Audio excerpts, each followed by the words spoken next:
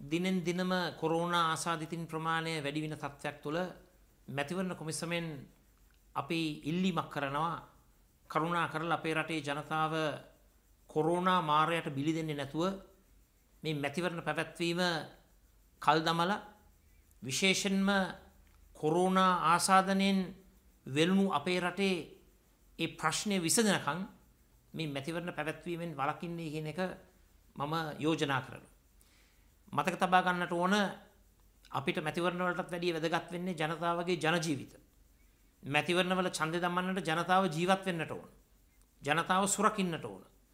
ඒ නිසා කරුණා කරලා කොරෝනා මාරයට අපේ රටේ ජනතාව බිලිදීමෙන් වැළකීලා සුදුසු වේලාවක් තුල කොරෝනාව මර්ධනයට පත් වුණායින් පස්සේ මැතිවරණ පවත්වන්නේ කියලා මම මැතිවරණ කොමිසමට යෝජනා කරනවා.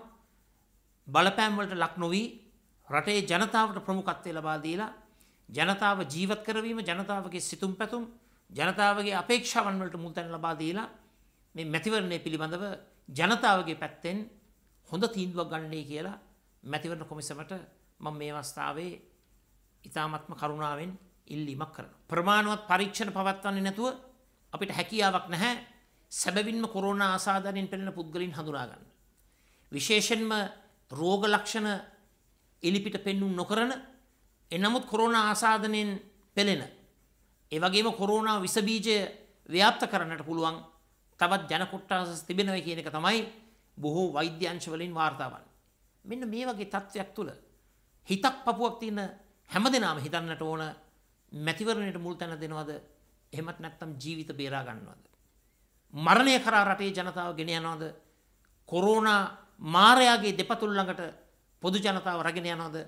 එහෙම නැතුව මුළු රටම එකට එකතු වෙලා මේ කොරෝනාව පරාජය කරලා ඉන්පසුව අපේ විවිධ මතිමතාන්තර ඔස්සේ මහ මැතිවරණයක් ප්‍රජාතන්ත්‍රවාදීව ක්‍රියාත්මක කරනවාද කියන එක.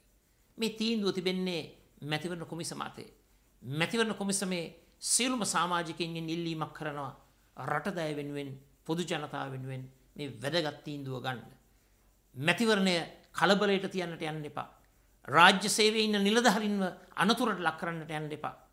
අපේ රටේ ජනතාව කොරෝනා මාරයා ළඟට ගෙන යන්නට එපා. අපට අවශ්‍ය වන්නේ කොරෝනා මාරයා පරාජය කරලා දිනවමු ශ්‍රී ලංකාවක් ගොඩනගන්නට. ඒ දිනවමු ශ්‍රී ලංකාව ගොඩනගන්නට අපි සියලුම බෙහෙද නොතකා ඉදිරියට යන්න ලෑස්ති කියන එක මම කියන්නට කැමතියි.